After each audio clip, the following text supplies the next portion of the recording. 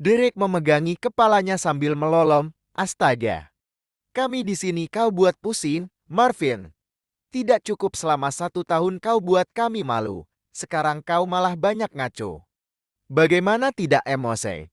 Di saat keluarga Winston sedang terpincang-pincang, Marvin malah menginginkan agar Jennifer yang kaku dan kurang skill dalam mengurus bisnis malah disuruh jadi sekretaris kantor. Jennifer saja sampai shock. Marvin, dulu aku sempat ada keinginan untuk bekerja di Windsor demi keluargaku, tapi aku tidak pantas. Dengan cepat Marvin menyerga, kau bukannya tidak pantas, Jennifer, tapi keluargamu yang tidak percaya padamu.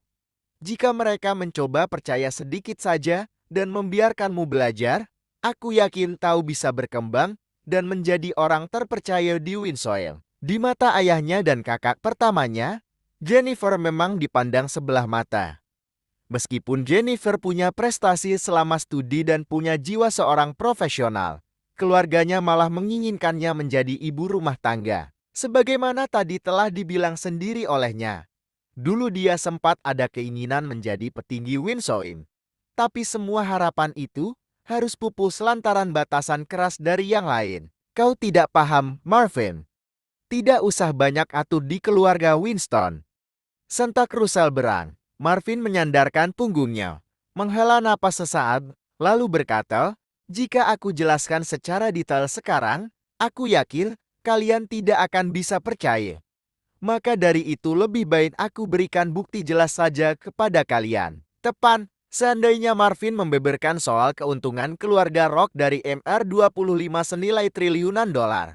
Kira-kira, apakah Roderick dan Russell akan percaya begitu saja? Jika dilihat dari riwayat sebelumnya, jelas mereka tidak akan percaya begitu saja mendengar omongan Marvin. Palingan mereka akan menyangka Marvin sudah benar-benar gila. Jennifer, perlihatkan kepada mereka Red Diamond-nya. Perintah Marvin. Ketika Derek dan Russell melihat dengan mata kepala mereka sendiri, mereka malah tak percaya bahwa perhiasan itu asli. Derek melengwas, "Kau penipu yang ulung, Marvin. Jika bukan penipu, kau adalah pesulap." Ejeknya sambil mengerutkan alis. Tidak mudah mendapatkan Red Diamond. Di negara ini, hanya istri dari Tuan Besar Warren Harvard yang punya. Itu pun, setahu kami bentuknya tidak sebesar yang dipakai istrimu. Mustahil istri dari seorang Marvin Roberts bisa memakai perhiasan yang lebih mahal daripada milik istri dari Tuan Besar Warren Harvard. Kami harap kalung itu segera kau sembunyikan. Dear, kami tidak ingin malu lantaran kau berpura-pura kaya dengan mengenakan perhiasan imitasi seharga ratusan dolar. Jennifer, ibumu tahu kalau Red Diamond bertebaran di online shop, bahkan ada yang seharga puluhan dolar saja. Kau jangan mau ditipu oleh suamimu sendiri. Jennifer, adikku yang malang, mustahil dia menghadiahimu Red Diamond sementara Audi yang dia pakai saja masih sangat jadul. Jika dia memang kaya, seharusnya dia sudah bawa mobil sport ke sini. Marvin terus disecar dengan berbagai nyinyiran, tetapi dia masih tenang dan tidak menunjukkan ekspresi kekesalan dan kemarahannya. Mendengar semua itu, jelas hatinya terusik, tapi sebuah perdebatan hanya akan menghabiskan waktu dan tenaga. Dia membuka ponselnya, lalu memperlihatkan bukti pembayaran kepada mereka berdua. Apa aku bisa mengarang ini? Tertera juga riwayat pembayarannya kapan? Dia kembali memasukkan ponselnya. Derek menatap penuh ragu dan berkata, "Jika kau membelikannya emas seharga 5.000 dolar pun kami tidak akan percaya. Apalagi kau mengeluarkan uang sebanyak 5 juta dolar hanya untuk sebuah perhiasan kecil. Seharusnya kau pakai uang sebanyak itu untuk mengurus bisnis keluargamu yang sedang berantakan, Marvin. Bukankah pembangkit milik kalian terancam berhenti beroperasi? Karena batu bara akan di-stop?" Marvin kesal. Dia membatin sendiri, "Jika aku mau, aku bisa beli Winsoin sekarang juga." Dia menatap ayah mertuanya dan berkata, "Aku tidak akan melecehkan putrimu.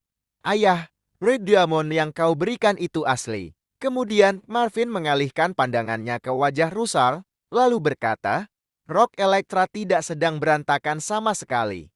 Kakak ipar, justru kami sangat tenang setelah terlepas dari tekanan Harvard." Kami tidak butuh dengan batu bara mereka dan sudah seharusnya Winsoil juga tidak butuh dengan minyak mentah mereka, jelas Marvin Gamblen dengan nada bicara yang menggetarkan. Marvin juga kembali mengingatkan soal taruhan mereka. Marvin ingin agar Russell segera menghentikan taruhan tersebut dan mengalah jika tidak ingin nasibnya sama seperti Raymond. Dia memberikan taruhan tersebut hanya sebagai stimulus agar kiranya kakak iparnya tersebut tersadar dan berpikir lebih kritis bahwa sudah seharusnya melepaskan diri dari tekanan keluarga Harvard kalau memang ingin sukses. Kami tidak percaya lagi terhadapmu, Marvin. Maki Russell terang-terangan. Ya, karena aku pernah masuk penjara, walaupun aku hanya di fitnah. Bagaimanapun, kau tetap mantan napi yang kotor, Marvin. Karena itu kami mohon kau harus jauh lebih waras dalam berkata dan bersikap. Kau menimbulkan bahaya bagi keluarga kami. Marvin membela diri. Aku masih sangat waras dan aku tidak kotor. Bahaya apa? Justru aku akan membantu Winsoil untuk bangkit dan lebih mandiri. Aku ingin agar Winsoil tidak dikekang dan diatur-atur oleh Harvard sampai harus menjadikan istriku sebagai alat. Russell tersentak kaget. Alat? Asal kau tahu, Marvin, justru kami ingin yang terbaik buat Jennifer. Dan yang terbaik adalah Jennifer bisa menjadi istri dari Raymond dan KO-nya dari keluarga Winston. Omongan Russell tambah keterlaluan. Langsung berdesir jantung Marvin mendengarnya. Meskipun dadanya sangat panas, dia tetap sabar dan dingin. Bagaimanapun, Marvin akan tetap mempertahankan hubungannya dengan Jennifer. Selamanya dia tidak akan terpengaruh atas omongan mertul dan iparnya. Aku tidak akan berbicara banyak lagi karena percuma, ucap Marvin masih menguatkan diri. Tetapi, kalian akan lihat sendiri hasilnya seperti apa. Aku pastikan Winsoil akan tetap bertahan selama 6 bulan ke depan tanpa menerima bantuan dari Harvard Court. Jennifer, jika pada situasi seperti ini, biasanya dia akan memandang ragu ke suaminya. Namun, setelah beberapa hari ini dia mendapat kejutan yang sangat di luar logikanya, akhirnya rasa percaya timbul kuat di hatinya. Rasa percaya yang sejak dulu menggelor, kini kembali menguat.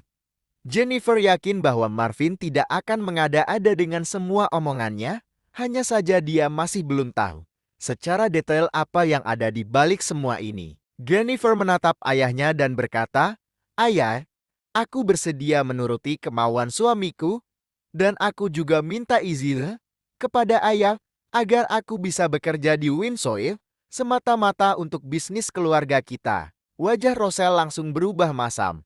Dalam hatinya yang paling dalam, jelas dia menolak.